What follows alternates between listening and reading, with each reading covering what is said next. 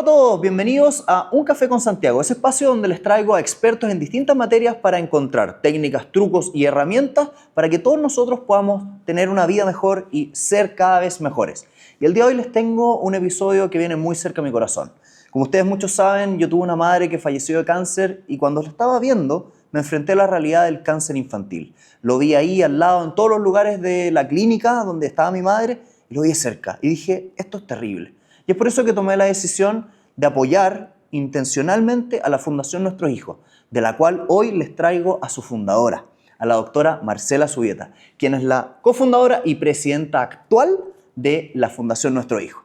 Hoy día les vamos a contar no solo la historia de cómo se fundó esta fundación, sino también cómo ha ido creciendo y se ha vuelto lo que es hoy, un proyecto precioso. Así que los dejo súper invitados a este capítulo que me encanta y que va muy cerca al corazón. Pero antes de continuar, quiero darle las gracias a Up2Live, el Service Apartment que nos presta este espacio precioso donde ustedes están viendo este episodio y que lo pueden encontrar en la comuna de Las Condes. Muchas gracias al auspiciador, por lo tanto, de este espacio y de este podcast. Yo quería partir un poquitito antes de la historia de la fundación. Quería preguntar, ¿quién era la doctora Marcela Zubieta antes de que naciera la fundación? ¿A qué se dedicaba? ¿Qué estudió? ¿Cuál es la especialidad particularmente? Bueno, yo me recibí de médico en la Universidad de Chile. Inmediatamente después de recibida me fui a ser general de zona a la 6ª región al Hospital de Santa Cruz. ¿Ya? Estuve ahí 3 años y desde ahí nacieron 2 de mis hijos. Me casé con un médico también, ¿Ya? que estaba haciendo obstetricia. Terminado mi periodo de general de zona, me vine a Santiago, al Hospital Ezequiel González Cortés, a hacer la beca de pediatría. ¿Ya? Con todo un conocimiento de lo que era la medicina rural y también la medicina en un hospital como el Hospital de Santa Cruz. Y bueno, con una experiencia de haber trabajado también en postas rurales, haber participado en varias iniciativas de la sociedad civil en ese tiempo. Y me vine a hacer la especialidad de mis sueños, que era la pediatría. A mí me gustan mucho los niños y siempre quise ser pediatra. Inicialmente, recién casada, tuve una experiencia bien dolorosa que fue perder a los 8 meses y medio un embarazo gemelar mal formado. Mira. Que nacieron a los 8 meses y medio, edad en que supimos que estaban mal formados y que no tenían compatibilidad con la vida, y por lo tanto nacieron y se murieron las 2 niñitas unos minutitos después de nacer. Oh, qué terrible. ¿Qué año estamos hablando? ¿Cuándo fue eso? Eso debe haber sido 78, 79. Ya.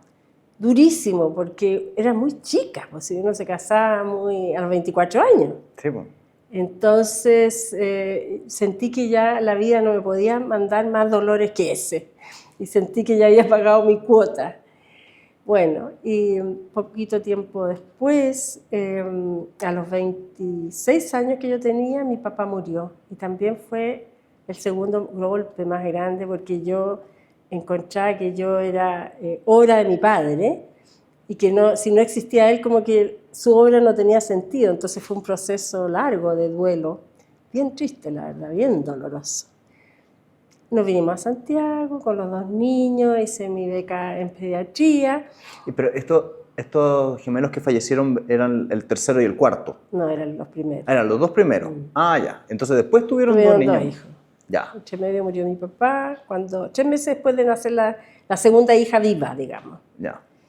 Y nos vinimos a Santiago, los niños querían, pasó el tiempo y los hijos querían otro hijo, obvio, y no la podía traer la niñita de 12 años, entonces me tocaba a mí nuevamente y decidimos tener otro hijo y nació la Claudita, una niñita maravillosa, exquisita.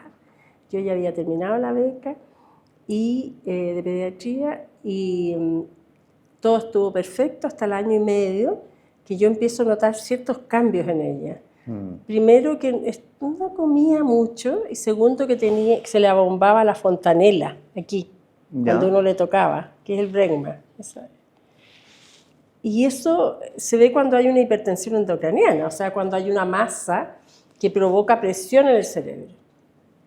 Y yo le decía a todos mis colegas, oye, la Claudita tiene algo, fíjate que se la... Pero no tenía ni un otro síntoma, se la bomba la fontanela y se le pasa. Ay, me decía, Marcela, tú estás loca, si no, olvídate, si no tiene otro síntoma. Bueno, así pasó el tiempo hasta unas semanas, hasta que empieza con vómito. Y ahí ya tenía una hipertensión intracraniana, fuimos a hacer los exámenes y aparece un tumor cerebral. Al año y medio. Año y medio de edad. No. Y había que operarlo.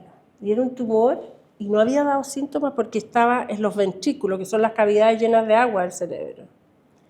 Y el tumor del plexo coroideo, el que produce el líquido. Entonces no daba síntomas. Pero ya salvo cuando se fue estirando este ventrículo y provocó esta hipertensión, el aumento de presión en la cabeza y ella empezó a vomitar. Y ahí entonces le hicimos los exámenes, confirmamos el diagnóstico y había que operarla. ¿Y tenía un cáncer al cerebro? ¿Qué tenía? Claro, hasta ahí no sabíamos porque había que operarla, pero y todos me decían, no, si tenemos que pensar que no es maligno. Hicimos una investigación donde podíamos operarla, que fuera seguro, y el lugar más seguro en ese tiempo era el Instituto de Neurocirugía. Ya. Así que nos fuimos para allá, la entregamos para una cirugía súper aterradora, porque tú sabes que le van a abrir la cabeza y que le van a sacar la biopsia de adentro de la cabeza. No es como existe ahora técnicas modernas, estereotáxicas, no. Y bueno. ¿Y usted como médico qué era peor o mejor ser médico en esas circunstancias?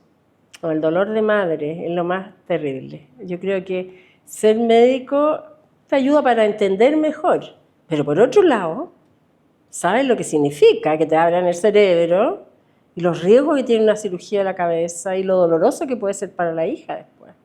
Entonces, como madre, es muy doloroso. La verdad que cuando supe, yo soy católica o cristiana, porque no practico mucho el catolicismo, pero muy cristiana, y le fui a gritar a la iglesia a Dios por qué le había dado me había mandado esto en una hija, cuando siempre le había pedido que no me mandara ninguna prueba a través de los hijos, sino que a través mío mejor. Bueno, pero se operó, la operación salió estupenda. Ella era una niñita encantadora y dulce, o sea, después operatorio me recibió con una sonrisa. Ya. Pero ya pasan unos días y el cirujano, el doctor Mendoza, que era el director del Instituto de Neurocirugía en ese tiempo, me confirma que era un cáncer. Le hicieron una biopsia, la mandaron y salió un cáncer. Y me acuerdo que el doctor Mendoza, que ya habíamos hecho una relación cercana, entra en la pieza y me dice, tiene cáncer. Y no pudo aguantar y salió y se fue. Fue un dolor. ¡Oh, qué terrible! Terrible. Bueno, no había ningún tratamiento disponible en Chile, ninguno. Ni siquiera un tratamiento de investigación. Entonces, en ese tiempo escribimos fax a los hospitales más importantes del mundo y el único que nos ofreció una quimioterapia, un tratamiento de prueba, fue el St. Jude, un protocolo de investigación en Memphis, Tennessee. El St. Jude yo lo conozco porque lo he investigado y he tenido algo de relación con la fundación, pero para la gente que nos está escuchando y que no tiene idea qué es el St. Jude, ¿qué es el Hospital St. Jude? El St. Jude es un hospital infantil de cáncer que es un referente mundial.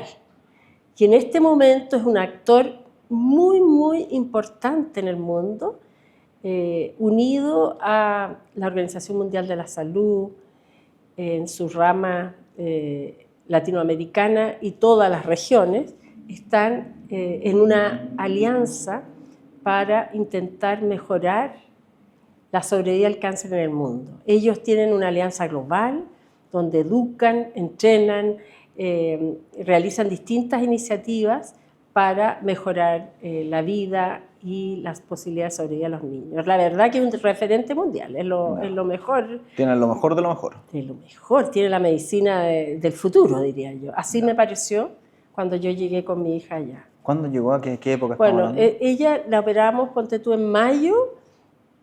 Inmediatamente escribimos, nos respondieron y empezamos a contactar a un médico chileno, Gastón Rivera, que estaba trabajando allá, hasta que logramos que nos dieran un cupo y apenas nos dieron el cupo partimos los tres, mi marido en ese tiempo, la hija y yo, a St. Jude. Llegamos a Estados Unidos Ellos te hacían todos los acomodos para ir a esperarte al aeropuerto, para llevarte Muy al gringo, hotel. muy bien. Perfecto. Llegamos al hotel, al hospital, y había una voluntaria mexicana, Mercedes Moffitt, que nos recibió y era como que estuviera un ángel de la guarda cuidándonos, porque ella nunca se separó de nosotros hasta que la Claudita recayó y murió después. Bueno, y yo cuando la encontré fue una conexión inmediata. Yo venía de 2 semanas sin dormir después de la cirugía, esperando que nos dieran el cupo, pensando en lo que iba a pasar con ella, y ya la entregué y me quedé dormida en la sala de espera. Se hicieron todos los exámenes y yo dormía en la sala de espera. ¿Cómo sería el relajo de haber llegado al lugar que tú esperas llegar? Para mí, habiendo sido médico general de zona en Santa Cruz y luego médico en un hospital público como el Ezequiel González Cortés, ubicado en San Miguel, que atiende poblaciones de escasos recursos, me parecía que era casi grosero los recursos, comparado con lo que estaban viviendo los niños con cáncer en mi país en ese momento. Era una fantasía. ¿En qué se notaba En concretamente, todo. más allá de...? Infraestructura hospitalaria, equipamiento, acceso a la medicina, al conocimiento de última generación, porque ellos juntan casos de todo el mundo. Entonces tienen expertise en cada tumor y tú te sientes que estás en un lugar seguro. Y además la calidad de vida de los niños transforma la vida en una fantasía. Te apoyan en todo. O sea, nosotros nos pagaron el hotel mientras estábamos ahí. Luego nosotros buscamos una casa para rentar, pero en este momento el St. te paga hasta la estada de los pacientes. No. Y los que tienen que ir a control le pagan los pasajes. Ese es otro mundo. ¿Es público o es privado? Es privado, está financiado por ALSAC, una organización que junta los fondos para que esta como prestadora, que es el hospital, entregue los servicios. Recaudan entre 1 y 3 millones de dólares al día. Ahí te puedes imaginar. Ya, ok, brutal.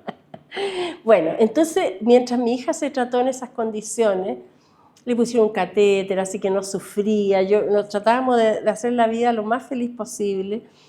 Y rápidamente me fueron a dejar los otros 2 hijos que había dejado con una hermana, llegaron allá, fue a dejar mi suegra, y nos pudimos reunir. Pero obviamente el diagnóstico de un cáncer es como una bomba atómica en la familia. Nada queda igual. Nada. O sea, todo se tiene que reubicar. Yo tuve que dejar mi trabajo, yo nunca había dejado de trabajar desde que era médico. Esto me ocurrió un poquito después de los 30, por lo tanto tú estás empezando a despegar en la vida. Sí. Íbamos a Barcelona a hacer una beca y tuvimos que los dos cambiar todo. Él pudo hacer, mi ex marido pudo hacer la beca en la Universidad de Tennessee, de Memphis, Tennessee, y yo me dediqué a ser mamá durante 2 años y medio, y no hay nada mejor que pudiera haber hecho en esa etapa, pero era muy duro, ¿sabes? Yo siempre supe que las posibilidades de sobrevivir eran mínimas, por lo tanto es vivir con esa angustia aquí, además no poder socializarla en familia, porque no era justo para los otros niños saber que su hermana linda, preciosa, querida, iba a morirse. Y sabían desde el principio. Yo sabía, pero ellos no le dijimos hasta el final. Obvio, si no hubiera sido... Y tener que ir a dejarlos al colegio, tener poco tiempo... ¿No había ningún tipo de esperanza sobre vida? No. Nos dijeron un 30%, pero yo creo que no sabían porque no tenían evaluado el protocolo, porque estaban partiendo con esa investigación. Y el problema es que los niños, que la mejor terapia es la radioterapia, pero no se da radioterapia en niños de tan pequeña edad. Por lo tanto, hubo que hacerle quimioterapia, pero como recayó, hubo que adelantarle la radioterapia y esa etapa fue terrible porque tenía que hacerla 2 veces al día, llegar a las 7 de la mañana al hospital y a las 4 de la tarde le ponían anestesia general vía rectal y ella lloraba. Eso es lo único que yo la vi llorar. Era desgarrador, yo nada más, parecía un zombie. Pero yo tengo una pregunta. Porque me imagino esa situación. 30 años, en la cúspide de la carrera, teóricamente ya habías logrado la especialidad, te ibas a ver probablemente el posgrado, eras lo top de lo top en términos de que eras un médico de la Chile, estabas en la punta de la primera montaña. ¿Qué herramientas o qué hiciste o cuáles técnicas hiciste para poder soportar ese nivel de presión, ese nivel de angustia. ¿Qué hacías en esa época? Rezar. ¿Rezabas mucho? Esa es la estrategia. Nada más. Y tener la familia al lado. Y tratar de vivir la vida lo mejor posible dentro de nuestras posibilidades. Entonces cuando nos instalamos, y bueno, y tenía un grupo de apoyo. Habían 2 médicos chilenos trabajando allá, 3 la verdad. Su señora eran chilenas y me acompañaban mucho. Iban a tomar café en la mañana conmigo, me acompañaban, nos invitaban a comer, jugábamos naipes. Y había un grupo de latinas de voluntarias que te acompañaban. Pero en realidad te sostiene como que en la fe. Yo sentía que Dios no me iba a hacer ya me había dado demasiadas pruebas y no me iba a mandar una prueba tan terrible. Yo creía que a mí, mi hija se iba a mejorar, imagínate. Y de eso me aferraba. Yo soy una persona muy positiva siempre. Me agarro de todo lo positivo que exista para poder sobrevivir. Y rezar. No tomé remedio, no fui a psiquiatra, nada. Y tratar de vivir la vida dentro de lo que estaba viviendo lo mejor posible. O sea, hazme bonita mi casa, dentro de lo posible, porque no tienes muchas lucas. Pero nosotros habíamos comprado una casa y no había ido bien a esa altura, una casita de veraneo en Bichuquén, arrendamos las 2 cosas, teníamos la beca de Dino, y con eso nos manteníamos, vivíamos lo más austero, pero lo mejor posible dentro de esa austeridad. No. Y viajamos cuando pudimos viajar, nos invitaba la suegra. O sea, tratábamos de hacer la vida lo mejor posible, con lo duro que es igual. Y luego cada vez se pone más duro, porque la hija recae, hay que acelerarle la radioterapia. La radioterapia como que le da una mejoría transitoria, pero vuelve a recaer. Entonces las cosas se van poniendo negras. ¿Y qué fue pasando a medida que se fue poniendo negro y cómo falleció? Ella, bueno, esto en un transcurso de 2 años. Al final, cuando llegué a Estados Unidos, nos habían dicho que tenía una metástasis de la columna. Nunca esa metástasis se fue. Y el tumor se mantuvo un poco, pero luego aparecieron más metástasis y el tumor se dejó de controlar.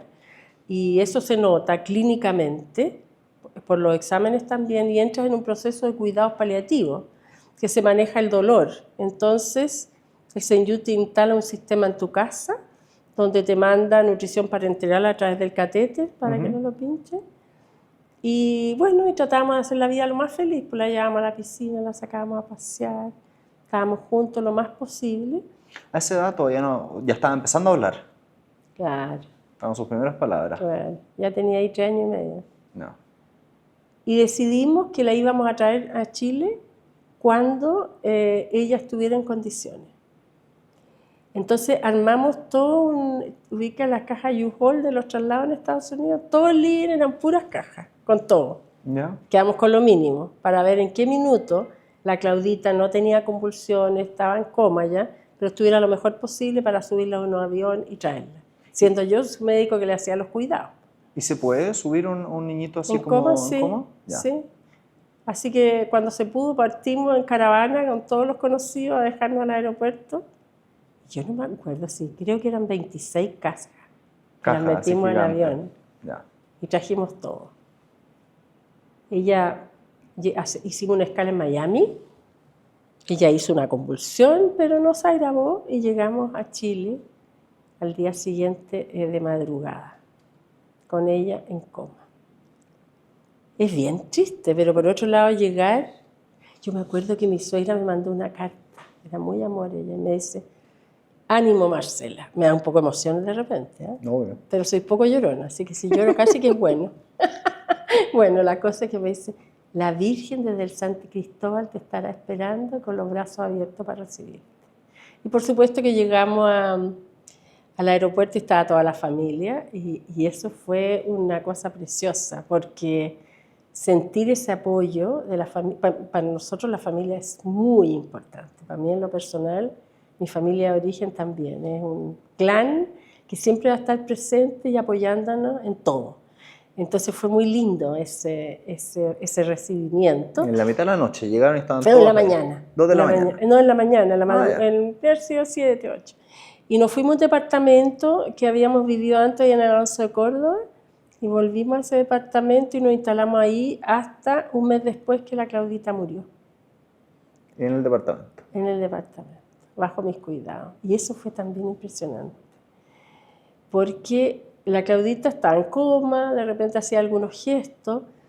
Yo cada vez que sentía que ella podía llegar a su fin, me hincaba y le pedía a Dios que por favor no me la llevara, que no estaba preparada para entregársela, que me bastaba con estar con ella al lado y sentirle su olor, que por favor no se la llevara.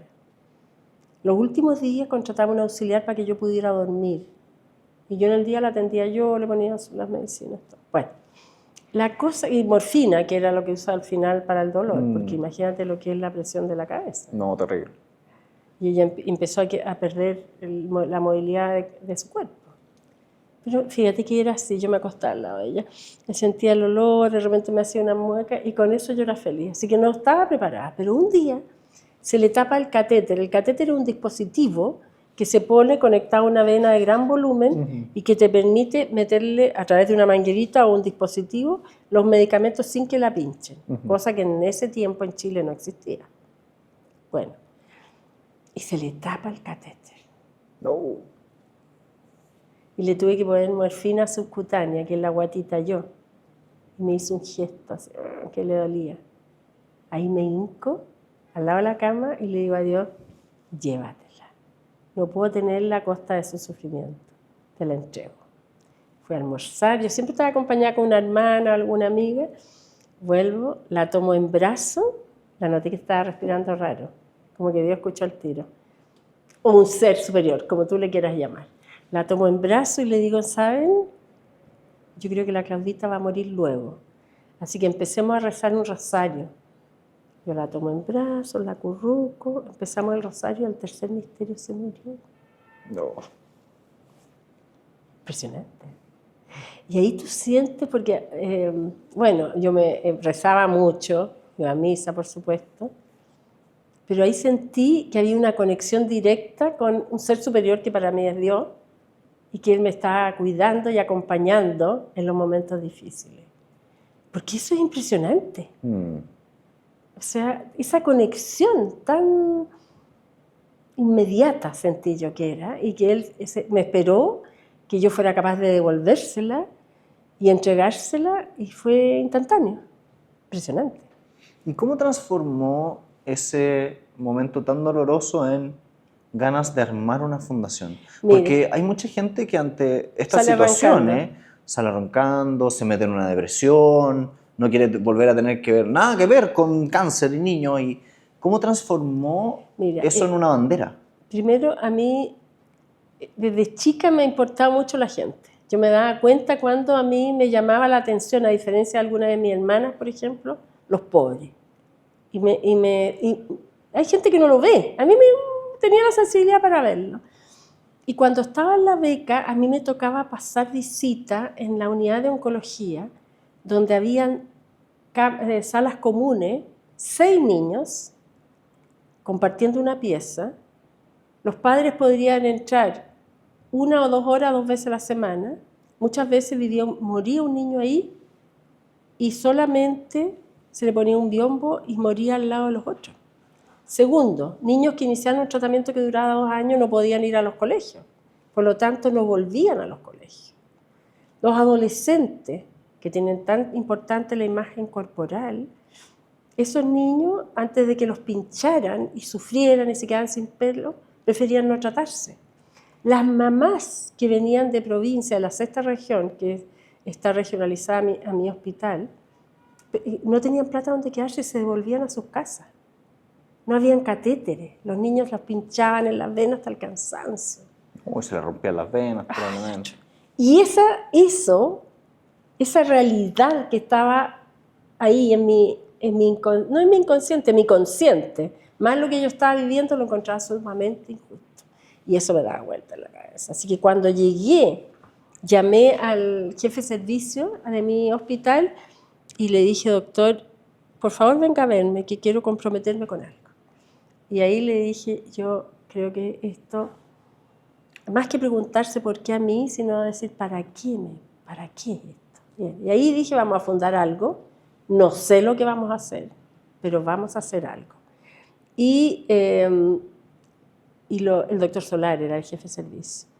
Y muere mi hija, y ese mismo día en el funeral invitamos a mamás que habíamos conocido en Estados Unidos que nos acompañaran en este nacimiento de esta fundación, y por supuesto la cuñada, la prima, la qué sé yo, la hermana, a todos los que pudimos convocar. ¿Desde el mismo funeral en adelante? Desde el mismo funeral, ¿no?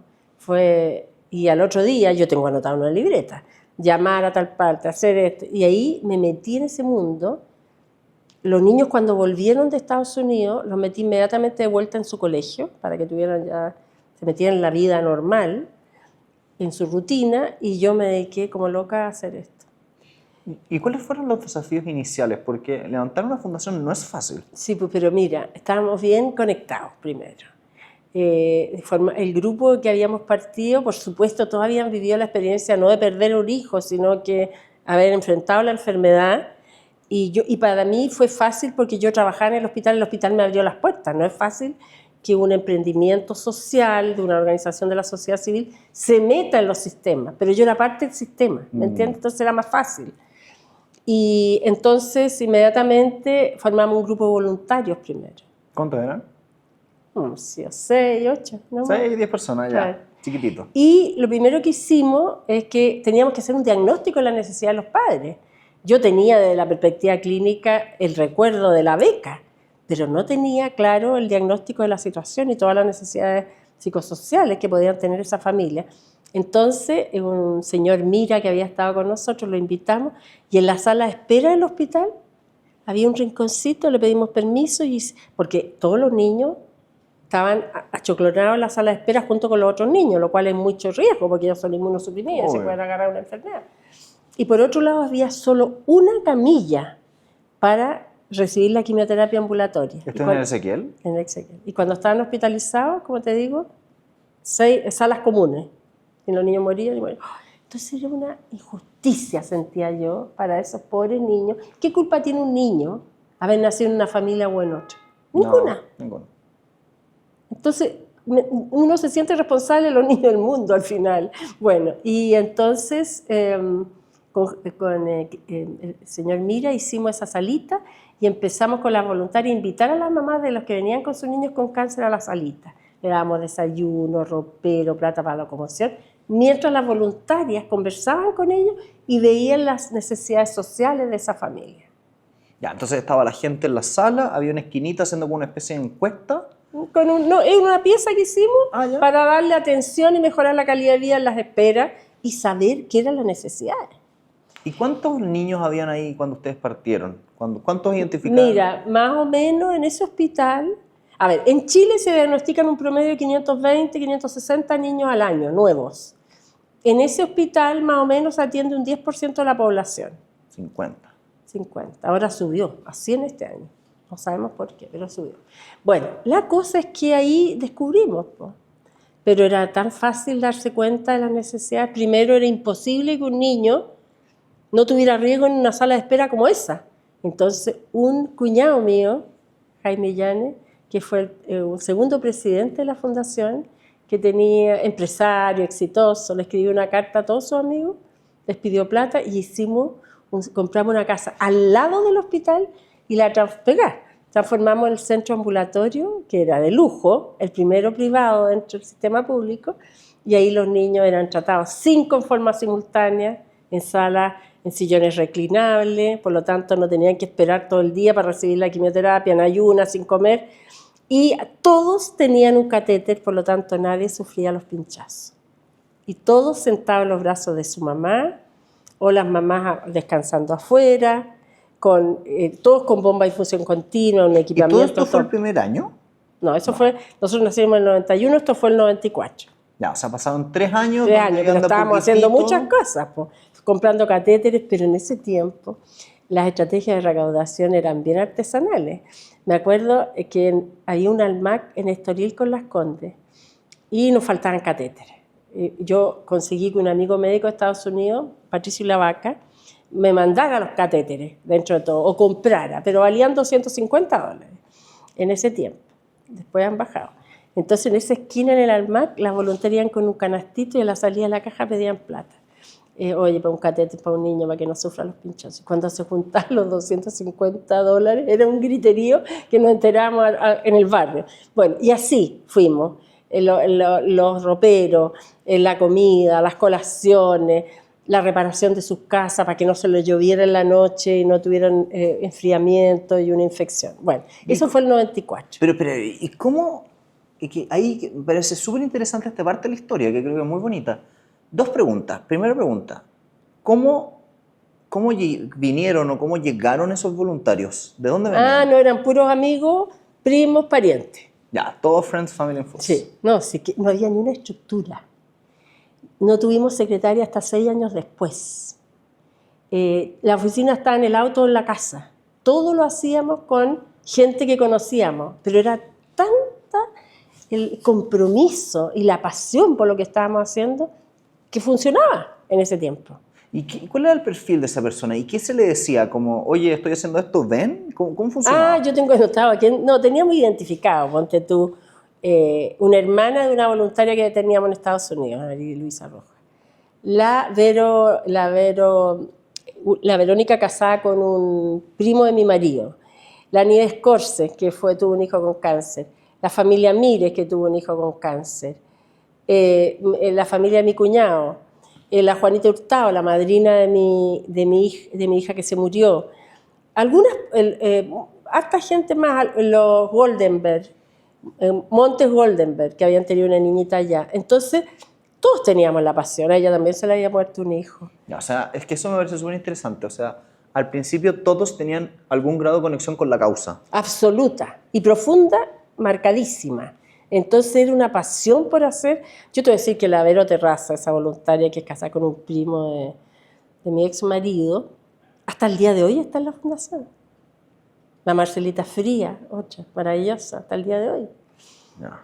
Hay varias. Y esta gente que va llegando, que tiene una conexión, al mismo tiempo van y abren sus billeteras y llaman a todos sus amigos y vengan a financiar esto. Pero es que nos hemos ido profesionalizando. Ahora somos una gran empresa social. Vamos a llegar allá. Después vamos a llegar ahí. Ahí era llamar a los, oye, qué sé yo, por los que tenían más contacto o tiempo, entonces llamaban y todo era así de voz. Pero esto fue cambiando, porque el año 97, a mí se reían de mí los directores, porque yo llegaba y le decía, tenemos que fabricar escuelas y tenemos que tener casas de acogida, porque los niños que vienen de provincia, de la sexta región, que no tienen dónde quedarse, no tienen acceso a tratamiento, la mamá se devuelve y mueren. Segundo, el niño que se saca de la escuela por 2 años no se reinserta nunca más en el sistema escolar y quedan en la esquina en la prostitución o las drogas. Nosotros no podemos ser cómplices de eso. Bueno, y a mí me decía, Marcela, tú nos vas a hacer quebrar a todos. Poníamos plata nosotros en los bolsillos y después se nos devolvía cuando podíamos obtenerla. Bueno, la casa, la primera, fue con plata del cuñado que consiguió con su amigo. Después, las escuelas. Cuando nos dimos cuenta que pasaba eso tan terrible, que el niño no tenía futuro al final y que sacábamos contratarlo tantos años y no iba a volver a tener una oportunidad de vida. ¿Se acuerda algún caso que haya visto así? Sí, ¿Cómo se dio cuenta? No, porque yo trabajaba ahí, yo soy la infectóloga de los niños con cáncer. Entonces trabajaba, después de un episodio que volví a Estados Unidos a entrenarme, que no te contaba esa parte, yo volví a ser la infectóloga de los niños con cáncer en tiempo en que un niño se infectaba, le ponían 2 antibióticos, no le tomaban ni un examen, se moría, no se salvaban, a la suerte de Dios. Bueno, entonces fui viviendo, después de ese periodo de 6 meses que estuve fuera de nuevo, esto de vivir la oncología ahí, con las manos en la masa. ¿Por qué? Porque con esta inspiración no solo me enfoqué en el área social, sino que reenfoqué mi vida profesional. Yo iba a hacer una beca de infectología a Barcelona, pero me entrené en infectología en niños con cáncer, en el mismo St. Jude en la Warner en Memphis. Porque mi ex marido, que había hecho 2 posgrados, mientras estábamos ahí, porque ahí le pagaban y podía financiarnos, lo llamaron de la universidad para que terminara el 2º posgrado, porque era el mejor alumno que había pasado por la universidad. Y él volvió. Él se murió la Claudita en junio, él volvió en agosto. Y yo le decía, no vas a soportar esto, muy duro volver ahí. No, me decía, sí, pues bueno. La cosa que después al mes me llamaba llorando todos los días que teníamos que irnos, Y yo y los niños no quería yo. Entonces, que los niños ya estaban en el colegio, yo estaba entusiasmada, sin vivir ni un duelo, porque estaba tan entusiasmada con la cuestión de hacer la fundación y ver los resultados, que le encontraba mucho sentido a la vida que me había tocado, entonces estaba estable. Pero volví a ver a Dino en octubre y luego tuvimos que volver en familia en diciembre de ese año y eso fue durísimo. Todos los días me preguntaba, ¿qué hago aquí? Mis amigas que me veían en el hospital me decían, oye, parece un espectro humano. A ver los niños en las mismas salas donde había estado mi hija, pasando visita con los especialistas, con los fellows de allá. Fue muy duro. Y ahí hice el duelo más profundo. Llegaba a mi casa, me acostaba y no me levantaba hasta el otro día. Era un dolor y tenía que estudiar, cocinar, lavar, hacer todo lo de los hijos. Pero no sé dónde sale la fuerza y al otro día vuelves a ponerle empeño. Así que terminé ese proceso de formación, volví a Chile y reenfoqué mi vida profesional. Justo por esas diosidencias que le llamo yo, me conecté con otras personas que estaban en lo mismo que yo, tratando de transformar esta situación. Y nació 2 grupos científicos. Entonces formamos el Comité Inmunosuprimido de la Sociedad de Infectología para partir con dando a conocer que eran necesidades diferentes, estudiar, hacer recomendaciones, protocolos de tratamiento. Y desde el Comité Nacional, Programa Nacional de Cáncer Infantil, formamos el Subcomité de Infectología en Cáncer. Entonces trabajamos y hemos investigado y hecho, olvídate la cantidad de investigaciones que han hecho cambiar el manejo de los niños. ¿Y tuvo alguna resistencia de algún grupo, de algún tipo de personas cuando empezó a armar la fundación? ¿En el camino hubo alguien que pusiera así como...? Yo creo que no, porque en el hospital habían visto el proceso y veían que después de haber sufrido esto en carne propia, estaba cambiando la vida de los niños en Chile. Una enfermera me dijo un día, terrible, pero le encontré razón. Me dijo, doctora, bendigo el día que se murió su hija, porque está cambiando la vida de los niños con cáncer, no solo en el hospital, sino en Chile. Imagínate lo duro.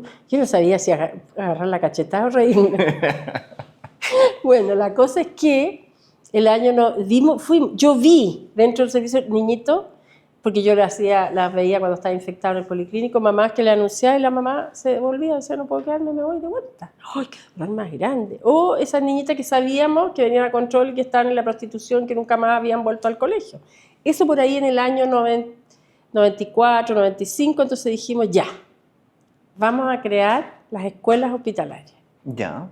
Y justo me había juntado con una colega que había sido pediatra conmigo en Santa Cruz, la Annette Becker, una oncóloga, y me cuenta que había una profesora, mamá de un hijo, que estaba haciendo apoyo a los niños escolares en el Sotero del Río. Ya. Entonces le dije, ya, yo necesito urgente a la Elizabeth, y la traje, le pagábamos un poquito, y le hacíamos que hiciera reforzamiento escolar a los niños mientras estaban en tratamiento, y daban los exámenes libres a fin de año. Entonces pasaban de curso. Mientras el niño estaba sentado en la silla que le administraban cosas, estaba aprendiendo, conversando, no sé qué. O venía especialmente a la escuelita, que le llaman. Ya. Este modelo fue mirado por el Ministerio de Salud y el año 99 se crea la entidad Escuelas Intrahospitalarias. Ya. Y nosotros pasamos a ser sostenedores y nos dan un estipendio por cada alumno que vemos. Y de ahí ya hay un semillero de escuelas hospitalarias, ahora de 30 o más. No. Ese mismo año 97, cuando veo que esta mamá se devuelve con su niño, ahí ya teníamos una gerente, la gorda Fernández. Y le digo, ¿sabes qué? Yo esta cuestión no me da para sentir que estos niños, que injusto se mueran. Vamos a ver una casa así en el barrio para arrendar. Y yo venía llegando a Estados Unidos y me acuerdo exacto, con una revista de decoración. Y había una casa que tenía una bugambilia maravillosa. Y andaba con la revista en la mano y veo una casa igual. Y le digo, ya. Esa es la casa. Esa es la casa. Golpeamos la puerta. Le digo a la señora, le cuento la historia. Estamos buscando una casa, no importa que esté en malas condiciones, nosotros la arreglamos para arrendar. No, mejor que la tenemos en venta, no la podemos arrendar. Entonces le dije, porque tenía un cartel. Sí. Ya. Entonces le digo, pero hagamos un compromiso de compra con Un arriendo con opción de compra. opción de compra un año. Ya me dijo, ya, mira. Ahí vinieron, no teníamos todavía campaña de recaudación formal, era así un socio que otro, hacíamos unas campañitas con amigos. Ya. Y llega y conseguimos que nos dejara con esta opción.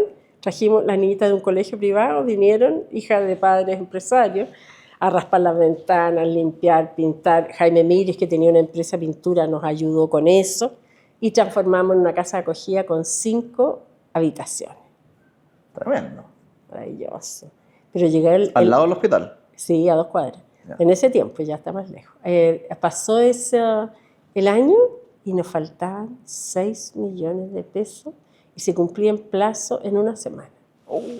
Pero mira las cosas. Por eso ¿Pero te ese digo, millones le faltaban de arriendo? ¿Qué le faltaban? no, para el compromiso de compra. Para poder comprar ya. Y me llama una amiga un fin de semana antes y me dice, Marcela, vengo llegando de Cachagua, ponte tú.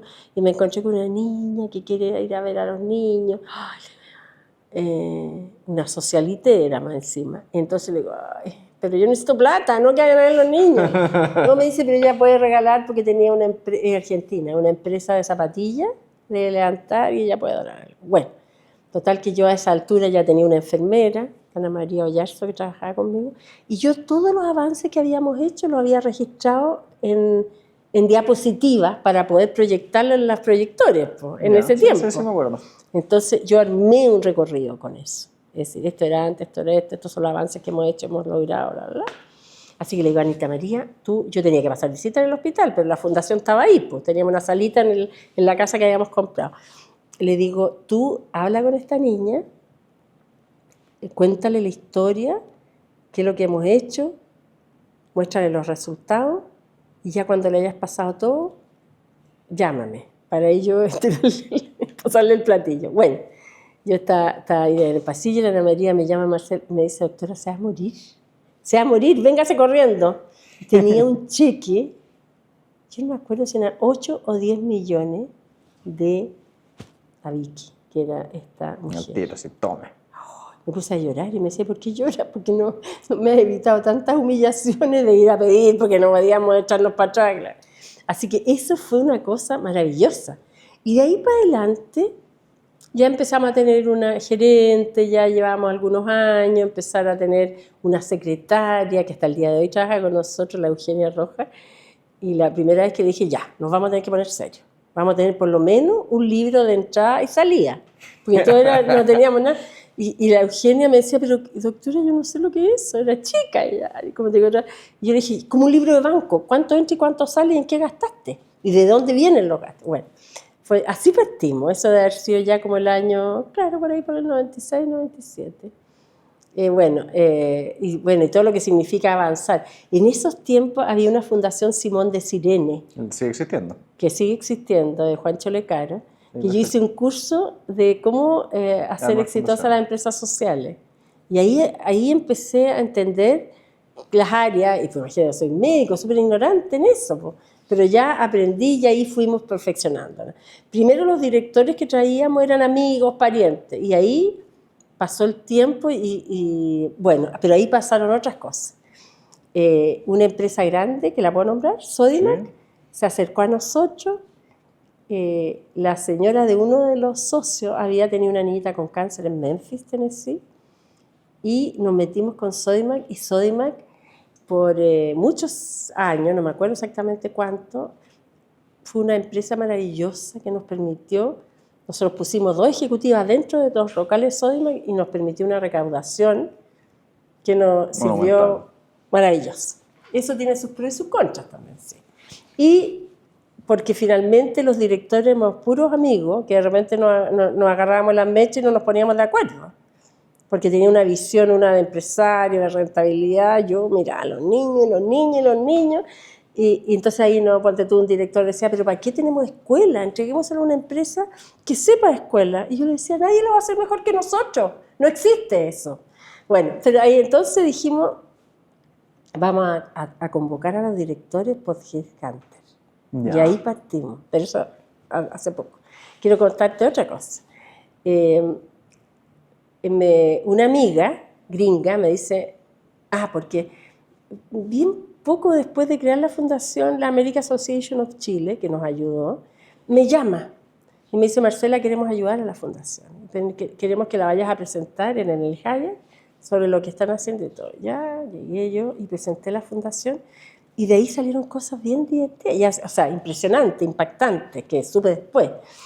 Una de las gringas, que finalmente la conocí ella primero y me dice, tienes que traer a mi marido, porque él entiende en finanzas, a que te ayude la fundación. Lo metimos al directorio, el Coco Echeverría. Y después, otra amiga que también pertenecía, Cecilia Schneider, nos ayudó trayendo fondos de la American Association of Chile.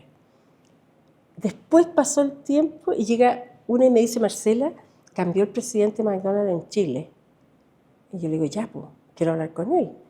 Y me sienta con su señora, que venía llegando, y yo le cuento toda la historia, y me dice que ella estaba pensando que se iba a ir a trabajar a un hospital del área oriente. Yo le digo, pecado, porque ahí vive la gente que tiene mucho más recursos que en el área sur y de la sexta región, y ya nosotros estábamos empezando a dar servicio a otros hospitales, por lo tanto tienes que hacerlo con nosotros. Ya voy a hablar con mi marido. Bueno, pasa el tiempo y me llaman de McDonald's para una entrevista que iban a seleccionar la fundación para darle fondos.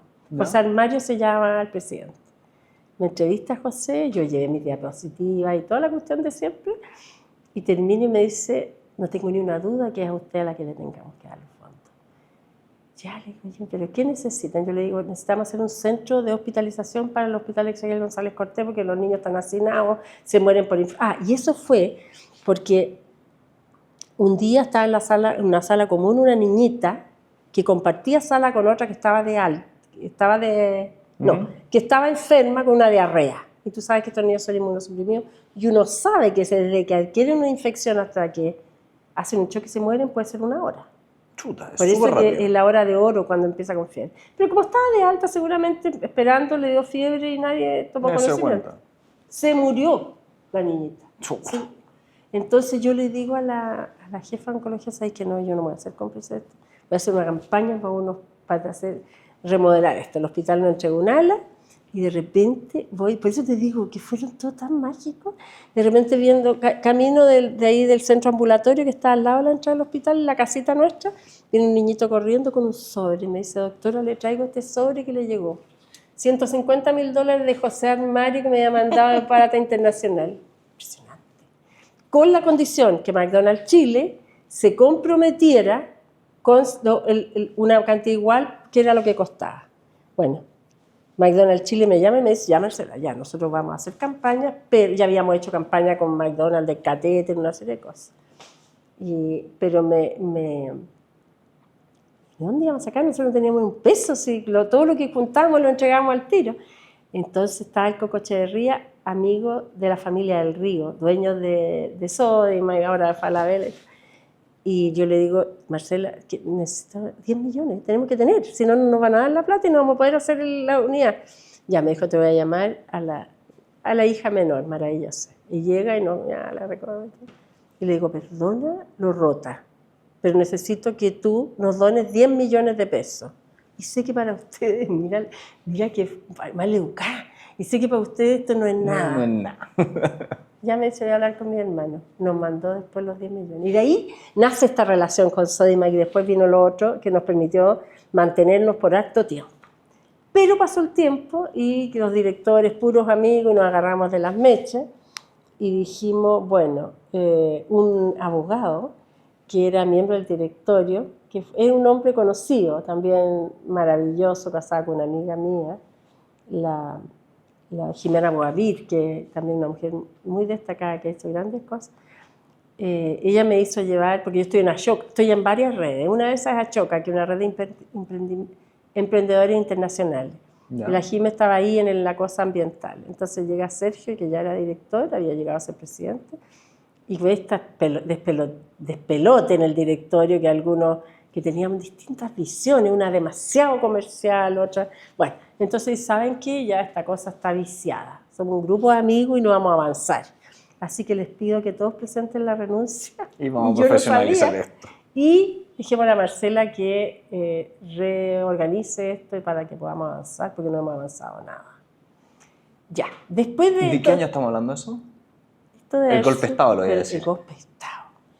Eso debe haber sido, porque ya habían pasado otras cosas, pero debe haber sido por ahí, por el 2014, parecía, 2013, 2014. Ya, o sea, el 2014, ¿y cuántas? Ya, Bueno, para entonces ver dimensiones, ¿de qué tamaños era la fundación a esa altura? No, ya está grande, porque mira, habíamos remodelado o construido 8 unidades de oncología a lo largo de Chile. Ya. Un centro de apoyo en Punta Arenas, otro en Valdivia, el del Exequiel, el del Sotero del Río, ayudamos a construir el del Calvo Maquena, etcétera, etcétera. Eso por un lado. Segundo, habíamos creado un área de desarrollo de apoyo a la investigación y a la formación profesional, habíamos celebrado también todos los congresos internacionales junto con el Ministerio de Salud, con la Sociedad de Infectología, en infecciones, pero éramos muy poco conocidos, lo hacíamos todo así con contacto. No teníamos, hasta el día de hoy no somos tan conocidos, recién yo creo que estamos empezando, porque nunca nos detuvimos a darle esa mirada, porque las cosas llegaban, y después nos llegó Sodimac, pero ya cuando queda este despelote y se van a todos estos los directores que venían de Sodimac, también veíamos que si nos quedamos juntos con Sodimac dependíamos mucho de los accionistas, y que había un compromiso también que no nos permitía crear otras alianzas. Entonces, eso era peligroso. Así que ahí tuvimos que reinventarnos, nos habíamos quedado con unos ahorritos de Sodimac, porque somos así para gastar. Por supuesto que los directores somos voluntarios, no recibimos ni un sueldo, y ya habíamos crecido. Pero el año 2014, esa misma amiga Annette Becker, que te digo que nos contó algo, yo me junto con el PINDA, que es el Programa Nacional de Cáncer, en una reunión y me invitaban para conocer las problemáticas en el Ministerio de Salud. Ya la sobrevida del cáncer infantil había mejorado, sobre todo porque el GES incorpora el cáncer infantil y la sobrevida había subido ya al 70, 70 y tanto, y la ANET, que está a cargo del Programa Nacional de Seguimiento de los Niños con Cáncer, nos cuenta que los niños que tenían tumor cerebral no volvían nunca más a control y se perdían. Tú sabes que se hace seguimiento hasta 5 años después. Y yo no se podía imaginar que ese niño había quedado paralítico, y que no se podía mover, y que los papás eran pobres, y que no tenían auto, y que no tenía ni un vecino que los trajera al hospital. Por lo tanto, no volvían nunca más. Entonces, justo dijimos, ya, pues, tenemos que rehabilitar a estos niños, que la Teletón los recibía 3 semanas, es insuficiente para ellos, tiene que ser una rehabilitación específica para inmunosuprimidos y muy, muy intensa. Entonces, justo yo había ingresado a otra red de la Childhood Cancer Internacional, que agloba como 200 instituciones en 98 países, como miembro del board esos años. Uh-huh. Y justo en eso me tocó ir a Toronto, y fui a conocer el CIRCIT de Toronto. Y después volví al St. Jude por razones personales a Memphis y fui a ver el centro de rehabilitación del St. Jude. Entonces ahí decidimos crear el centro de rehabilitación, para eso compramos una casita cerquita de donde teníamos la casa. ¿Cómo es un centro de rehabilitación? ¿Qué tiene que tener? Somos una Teletón chica. ¿Ya? ¿Qué tiene que tener? Nosotros tenemos, primero desde la perspectiva profesional, fonoaudiólogo, kinesiólogo, fisiatra, que es el médico que dirige todo, terapeuta ocupacional, fonoaudióloga, trabajadora social, odontóloga, neurólogo, psiconeurólogo y dentista. ¿Y médico? El fisiatra, el médico, experto en rehabilitación. No. Entonces, es una rehabilitación integral, multidisciplinaria e interdisciplinaria. ¿Qué tiene que tener además? Un equipamiento de punta. Y es lo que fuimos comprando poco a poco y instalamos primero una casita que compramos al lado de la casa de rehabilitación. Bueno, con todo este boom que tuvimos con el Sodimac, compramos varias casitas, una para una oficina, otra para el centro de rehabilitación, y entonces ahí en esa casa de esquina que habíamos comprado, contratamos fisiatras y las especialidades más importantes, pero era un grupito chico y empezamos a rehabilitar en esa casita y en los hospitales. Nuestros profesionales iban a los hospitales a ver a los niños y fuimos haciendo convenio con los centros de salud. Firmamos un convenio y los oncólogos nos derivaban los pacientes. En ese tiempo no existía rehabilitación en los hospitales, así que todos nos llegaban a nosotros. Y bueno, fue tan lindo porque teníamos que crecer, no podíamos recibir más niños. Y justo, yo no sé si tú pudiste conocer el Elefante Blanco, que iba a ser un hospital de Chagavía, que está en la norte-sur, a mano derecha, yendo al sur. ¿Ya? Ese, después del gobierno militar, quedó 40 años ahí abandonado. Lo tomó una empresa, un pariente, EPCO, y lo transformó en un centro estupendo que tiene un centro médico para clase media baja, que estaba la municipalidad, había una serie de gimnasios y cosas, y entramos con ellos, arrendamos un piso por el 50% de lo que costaba, pero igual es muy caro, y arrendamos el piso y estamos ahí hasta hoy. Ah, entonces es el que yo conozco, sí, se lo debo ver. Pero después te voy a contar que vamos a dar otro paso. Hay varias cosas que ocurren en la salud pública. Antes de avanzar un poquitito, me gustaría ponerle un doble clic a eso que dijo ahí entre medio. ¿Qué dije? ¿En Chile no es integral la asistencia de salud? Absolutamente integral. Ah, ya. O sea, en Chile el 85% de los niños se tratan en el sistema público ahora, no cuando partimos. 15% en el sistema privado. Se diagnostican alrededor de 550 promedio al año. Y ahora la sobrevida es casi del 80%, comparable a país desarrollado. ¿Por qué? Porque en el año 2004 se integra el cáncer infantil al GES, el Programa de Garantías Explícitas de Salud, que asegura un diagnóstico, un tratamiento y un seguimiento. Pero obviamente el Estado no lo puede hacer todo. Y además el cáncer tiene determinantes sociales, estudiadas, confirmadas. Los niños pobres se mueren más. ¿Y por qué? En los países pobres o las familias más pobres. ¿Por qué? Por muchos motivos. Primero, porque no tienen los recursos suficientes para llegar a tiempo al hospital, ¿cierto? Porque tienen condiciones que hacen que los niños se mueran más por infecciones. Las infecciones son el motivo de muerte más alta después del cáncer propiamente tal.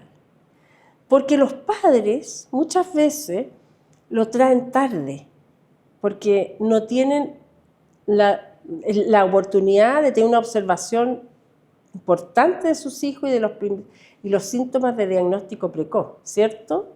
Para poder llegar antes a un diagnóstico y tener más posibilidades de sobrevida. Fíjate que hay un estudio en adultos que las personas con cáncer gástrico que tienen más de 12 años de educación se mejoran en 90%. Y los que tienen cero educación se salva un 5%. Esto te explica todo. ¿Y cómo ha ido usted a través de los años con la fundación atacando este problema? Bueno, porque eso es lo que llamamos la otra medicina. Primero, tenemos un programa de locomoción.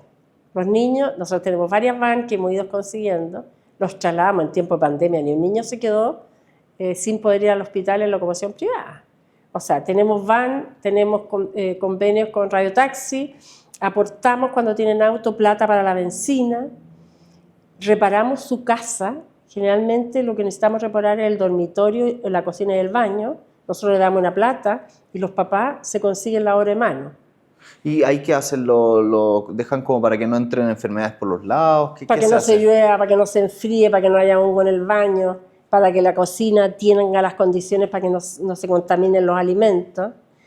Ya, tenemos después voluntarias de acompañamiento, porque todo lo que es la red de apoyo psicológico y social hace que la gente se adhiera se adhiera más al tratamiento. Tenemos voluntarias que van a los hospitales, conversan con las mamás, ven sus necesidades, entretienen a los niños, les traen juguetes, ropa, etc. Damos canastas familiares, porque frente al cáncer todos podemos ser pobres, porque aunque el Estado te dé, pero imagínate las necesidades las demandas económicas para una alimentación especial, para traslado, para pagar a veces la cuenta de la luz. Por ejemplo, un niño en cuidados paliativos que tiene todas las máquinas que nosotros le proveemos para que haga un home medical clinic en su casa, de repente la mamá dice, bueno, pero la cuenta de la luz me subió a 100.000 pesos, yo no puedo pagarla, tengo que cortarle el obispo. Ahí vamos nosotros y le pagamos las cuentas. ¿Y cómo se logra un buen equilibrio entre el aporte de ustedes como fundación privada y el Estado en este tipo de cosas? Es que el Estado no da ese tipo de aporte, pues. Nosotros de repente buscamos redes de apoyo en la municipalidad, pero no abarca todo el área. Y el Estado sí nos ha ido apoyando con el tiempo, nos da una subvención para las escuelas que alcanza hasta la mitad de los gastos, porque nosotros mandamos a los niños a buscar a sus casas en locomoción privada para que vengan a la escuela. De esa manera tú le devuelves la vida a los niños a las escuelas intrahospitalarias, porque tenemos verdaderas aulas adentro de los hospitales, con salas, con un equipamiento de punta, con talleres de todas las disciplinas que hagan atractivo, que capten la atención de los niños, que los niños puedan reconocer sus capacidades en un mundo seguro, puerta a puerta con los médicos, con el policlínico ambulatorio. Entonces, la familia, por un lado, recupera la vida, porque tú los tienes seguros en el hospital, entretenidos y aprendiendo, recuperan la vida del niño, y por otro lado, se le hace un acompañamiento para que vuelvan a su colegio y vuelvan a su mismo curso. Entonces, es maravilloso. Nosotros hemos estado replicando muchas de estas y haciendo cursos de lo que es la reinserción escolar a otros establecimientos. Entonces, no hemos avanzado nada con las preguntas, hemos ido No, perfecto. Ah, ya. Está demasiado entretenido. Oye, y entonces, bueno, entonces las escuelas han tenido un impacto, hemos ayudado a escuelas de otros países. Bueno, y después entonces el centro de rehabilitación. Y fuimos, nos dimos cuenta que la demanda de casa de acogida y de todo lo que hacíamos estaba aumentando, y nosotros desde las instalaciones que no podíamos seguir avanzando. Y por otro lado, tenemos 3 años que por ley los adolescentes deben incorporarse en los programas de niños, porque se sabe que el adolescente que se trata en unidades de adultos se mejora mucho menos que si se tratan en unidades de niños. ¿Y por qué se da eso? ¿Y qué edad queda? De los 15 hasta los 19,11 meses. Eso está confirmado, se da porque los protocolos son más adecuados. Para ese grupo etario, los infantiles más que los de adultos. Y yo piensa que el cáncer infantil es el 1% de toda la carga de cáncer, 1 o 2%. Entonces es mucho más fácil manejar a los niños en estas unidades, que el mundo del adulto empieza a pensar en las listas de espera. En niños no hay lista de espera. ¿Te fijas? Entonces es otro mundo.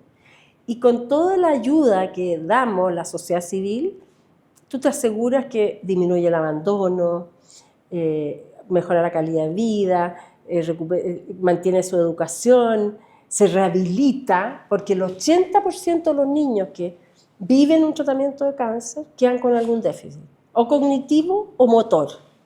¿Y ustedes los ayudan con la escuela? Y la rehabilitación, por el centro de rehabilitación. Y el 45% de esos daños son severos. Entonces, por eso te hablaba de la Annette Becker, que me decía que los niños con tumor cerebral, que son un 17% de los cánceres, no volvían nunca a control. Claro, el niño queda paralítico. ¿Y quién lo lleva? Una vez, en mi unidad, una doctora me dice, Marcela, ayúdame que estamos atrasados.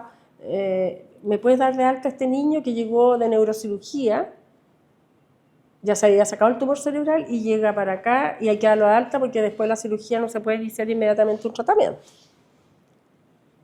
Examino al niño, está absolutamente tetrapléjico. Llamo a la mamá para darle la noticia de que su hijo se había ido. Se tenía que ir. Y la mamá me dice, yo no había visto a mi hijo así, yo lo entregué caminando y mire cómo lo tienen ahora. Entonces yo le dije, ya, pero no importa, esto puede mejorar mucho, así que ánimo, pero ahora tendría que llevárselo a su casa. No puedo. ¿Cómo no puede? Es que no tengo auto, no tengo silla de ruedas, no tengo nada. ¿Y qué hace su marido? El recolector de basura. ¿Y en su cuadra no habrá alguien que tenga un vehículo y nosotros le pagamos la benzina? No, no hay nadie. Y ahí tú empiezas a ver, mirar y captar la realidad de la gente.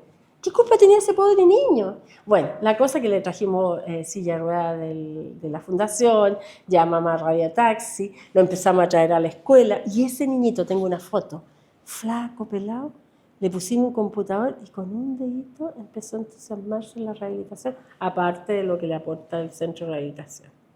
Así que, y además en rehabilitación es un proceso que puede ser evolutivo el déficit. Entonces, además un niño puede tener problemas a futuro, tanto cognitivo como fatiga crónica, por ejemplo. Un día estaba en el centro de rehabilitación y llegó un niñito que yo lo había visto, que le habíamos dado de alta en oncología, y se veía estupendo. Yo le digo, ¿qué haces tú aquí? Si te ves tan bien. No, me dice, ¿sabe que desde que terminé el tratamiento nunca más he hecho educación física? No puedo. Porque no tengo energía, no puedo. Ese niñito con 6 quine o qué sé yo, volvió a ser... Pero eso no se ve a los ojos, porque tú lo ves estupendo. Entonces, lo que se trata también es de que ojalá los niños, después del tratamiento, sean evaluados cada 6 meses para que tengan futuro, tengan vida. ¿Y ustedes, por el otro lado, apoyan a niñitos de todos lados del mundo? ¿Da lo mismo que sean Ya, te voy a contar extranjeros? ahí algo. De todo Chile y extranjeros que llegan, inmigrantes, sí. Pero nosotros no, ¿te acuerdas? Yo te dije como en 2014 llegué a esta red mundial y estuve 9 años, que es el máximo periodo. Y después me hice cargo de Latinoamérica, hasta ahora. Y tenemos la red latinoamericana, son 90 organizaciones de Latinoamérica de 18 países. Me toca hacer la cabeza de esa. Recién tuve hoy día 2 horas y media en reunión antes de venirme para acá. ¿Y qué veía yo? Que existen muchas organizaciones de la sociedad civil que ocupan un espacio en la sociedad, pero que son muy precarias. Entonces el servicio que dan, como no captan recursos, como no lo hacen muy profesional, es muy poco. Y resulta que tienen un compromiso y una pasión por lo que hacen que valdría la pena estructurarlas mejor, fortalecerlas desde la perspectiva administrativa, legal, recaudación de fondos, servicios, etc. Entonces, se me ocurrió crear un programa que le pusimos enlace con la ayuda de un asesor de McKinsey que me llegó por otro lado, y creamos este programa que hemos llamado Enlace, que tiene 2 etapas. Primero, fortalecimiento institucional y después transferencia de programas de experiencia exitosa, que ahora es desde Chile, desde la Fundación Nuestros Hijos, en rehabilitación. La rehabilitación en el mundo está muy en pañales para los niños con cáncer. Casas de acogida de buen nivel, escuelas hospitalarias y cuidados paliativos domiciliarios. Primero tienen que capacitarse y luego, cuando ya están fortalecidas, para que sean capaces de recaudar, de administrar y de dar los servicios, podemos transferir esta experiencia. Bueno, primero lo hicimos en cuidados paliativos en 6 países de Latinoamérica, financiado por el Ministerio de Relaciones Exteriores. Ahí hay otra disidencia que te voy a contar después, que también salió de los primeros años de la American Association of Chile. La cosa es que fue exitoso eso. Después... Pero ahí ustedes como fundación van exportando estas grandes modelo, prácticas porque ustedes son los mejores de Latinoamérica. ¿Una cosa así? No, es muy pedante decirlo, pero uno de las más grandes y más profesionales. Pero entonces, ¿qué hicimos? Después el Ministerio de Relaciones Exteriores se comprometió de nuevo y hicimos hace 3 años el fortalecimiento institucional para 14 organizaciones de 10 países. Y todos se capacitaron con la ayuda de la Organización Panamericana de la Salud. Les dimos un reconocimiento, la calificamos, sello bronce, plata o dorado, con la idea y con un compromiso que después a 5 años la vamos a reacreditar y ver si la falencia que tenía la recuperar. Una de esas organizaciones, que es una organización que se llama Canica de México, quedó fascinado y con el modelo de rehabilitación, y ya nació el primer hijo nuestro de nuestro centro de rehabilitación en Guadalajara. Bien. La conocí este año, maravilloso. Bueno, y este modelo, que por supuesto se presenta en los congresos internacionales, ahora está siendo replicado en Asia y en África. Ya, ¿y cómo llegamos para allá? Porque tú lo vas a conocer a través de los congresos mundiales. Entonces se presenta esta experiencia. Y dijeron, esto es, me lo traigo. Esto hay que hacerlo. Desde CCI, el Childhood Cancer International, gracias a apoyo de la Roche-Posay.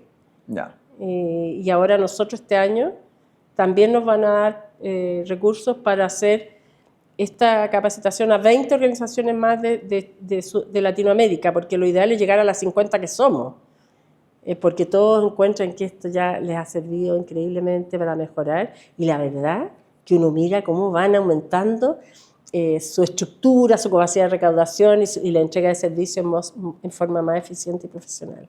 Entonces ha sido súper lindo. Te quería contar ahí otra diosidencia. Vamos. Si Un día me llama, oye, pero vamos a estar conversando hasta aquí. ¿Qué hora es? no importa. 20 para las 8. Da lo mismo. Ya, bueno, Lo que un usted día pueda. me escribe cuando salió Bachelet. Bueno, primero que te tengo que decir, nosotros no tenemos afiliación política. Ya. No importa nada, ni el gobierno de turno, ni nada. Con todo hemos trabajado alineados con el Ministerio de Salud sin importar las barreras políticas, totalmente apolíticos. Y hemos tenido un trabajo conjunto y de la misma trinchera con el Ministerio de Salud siempre, a diferencia de otras organizaciones que más que pelean, ¿me entiendes? Y reclaman, nosotros no, nosotros co-construimos. Bueno, y llega, ¿cómo se llama el ministro de Relaciones Exteriores de Bachelet? Heraldo Muñoz. ¿Ya? ¿Sí? Y un día me escribe y me dice, Marcela, estoy de embajador en el Medio Oriente y estoy escribiendo libros sobre la guerra de Irán. Y quiero donarle a tu fundación los derechos de autor. Yo, qué estupendo, bravo, adelante. Bueno, después se me ocurre el programa Enlace, ¿no? Y justo lo había nombrado en marzo la Bachelet, ministro de Relaciones Exteriores, de haber sido diciembre, por ahí te nombran los ministros. Y yo le escribo y tenía el correo, le digo, Heraldo, mira, se me ocurre esta idea.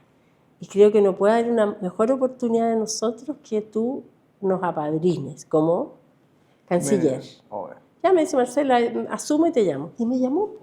Y de ahí nos dieron todos los recursos, que no eran pocos, para hacer el primer y el segundo enlace. Bueno, y me dice, yo asumo y te llamo.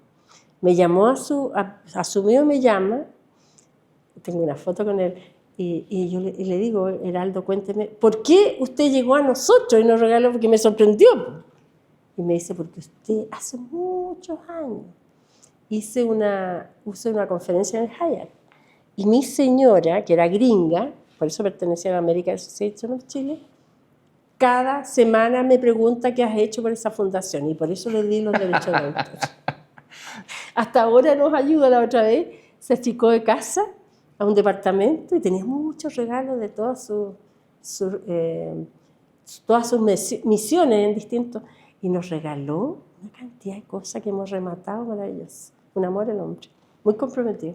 Y ahí, por ejemplo, ¿hay alguna diferencia en instalar un centro como el que está hecho en Chile, instalarlo en otros lados del mundo? Bueno, espera. Entonces, con esta cuestión, ya salió y nosotros logramos una alianza con el St. Jude. Primero para capacitarnos en recaudación con el SAC, y luego me invitaron a mí para un encuentro el año pasado de la Alianza Global. Somos la única fundación en Chile que pertenece a la Alianza Global. Los otros son hospitales, ¿ya? Y me invitan, pero me había tocado a mí en algunas reuniones latinoamericanas encontrarme con el encargado, el doctor Carlos Rodríguez, que es el encargado de la Alianza Global. Y nosotros ya estábamos bien avanzados en rehabilitación, pues. Y la del St. Jude ya, según nosotros, nos había quedado chica para lo que éramos nosotros. Entonces yo llamo a Carlos, me comunico con él y digo, Carlos, tengo una propuesta. Sabemos que rehabilitación está en pañales en el mundo, y nosotros tenemos una experiencia de ya del 2014, de 10 años que hemos avanzado, estamos trabajando con el San Juan de Dios de Barcelona, con el hospital, haciendo cursos de rehabilitación, hemos exportado, publicado, etc. Entonces se me ocurre que deberíamos tener un camino conjunto con el St. Jude, porque para ser el centro formador para Latinoamérica. Ya. Me encanta la idea, me dice Carlos. En diciembre, cuando vengas, te vamos a invitar porque... y te vamos a invitar a la reunión de rehabilitación del Centro de Rehabilitación del St. Jude. Y llego y nos empiezan a hacer una encuesta. Habíamos de distintos países, el más avanzado en rehabilitación éramos nosotros, y hace la encuesta, y yo le digo, pucha, pero nosotros tenemos de todo. Yo le digo a la Jessica, que es la encargada de rehabilitación allá, le digo, Jessica, pero esta evaluación es hecha por nosotros, Nosotros necesitamos que ustedes nos evalúen y nos digan si es correcto lo que nosotros pensamos para tener cierta acreditación. Ya, partimos ahora, esto se demora mucho, porque tenían que armar el proceso en el St. Jude de ver cómo hacían la acreditación. Así que en diciembre va nuestro fisiatra a empezar el proceso. Pero entre medio, por eso te digo impresionante, y que yo no siento barreras, siento que las piezas caen del cielo. Te voy a contar, dentro de la profesionalización del directorio llegaron próceres, porque el cante lo buscamos. Bueno, y a través de uno de los directores nos contactan del Banco Santander de Miami para juntarnos y para ver cómo podíamos hacer alianza. Bueno, la idea de la persona que vino, del español que vive en Miami, es que hiciéramos un proyecto junto con el St. Jude para recaudar con el St. Jude, a través del St. Jude para esto. Ah, qué bueno. Ya, bueno, después Diosidencia, de HP, no es HP, H. Morgan, una señora nos JP contacta, Morgan. JP, amiga de una de nuestras directoras, que ya te voy a contar la maravilla que tenemos de directorio, se contacta, había venido a nuestros remates de arte y dice, yo quiero ayudarlos a ustedes y quiero recaudar desde Miami para ustedes. Y bueno, nos juntamos, vino a Chile y la mejor forma que sería que hiciéramos esta rehabilitación, pero en conjunto con St. Jude.